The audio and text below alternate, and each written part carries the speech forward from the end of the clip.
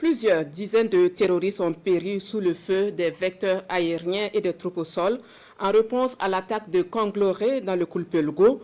Parmi les cadavres, on dénombre des chefs terroristes et pas des moindres, Abou Ourera et Nouroundine de la base de la forêt de Nao, Diao Dibo et Bandé Issa Hassan de Bané, sans oublier Morzin venu du Ghana pour prêter main forte aux terroristes. Le commentaire de Draman Guéné.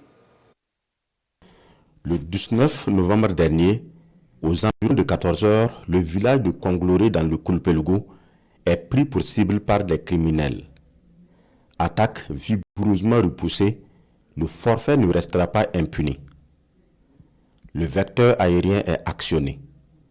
Les criminels sont copieusement pilonnés. Après l'assaut aérien, les forces de défense et de sécurité et les VDP au sol prennent le relais pour le ratissage. Le verdict du ratissage est un véritable revers côté ennemi.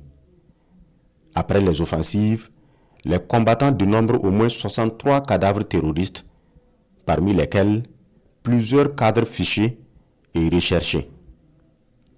C'est le cas de Abou Huraira, un des patrons de la base de la forêt de Noao. Ici en image, auteur de plusieurs attaques dans la zone.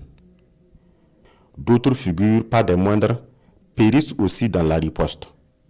Nourdine, un autre cadre de la forêt de Noao. Diao Dibo, chef terroriste de la base de Nazé à Bané.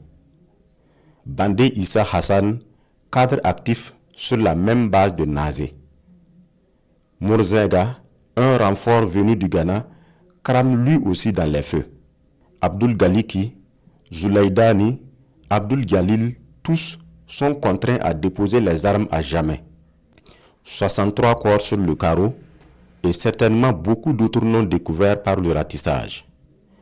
Il s'agit sans doute de l'une des plus grosses défaites subies par l'ennemi terroriste et selon les sources sécuritaires, les opérations vont se poursuivre et s'intensifier dans tous les groupements de forces.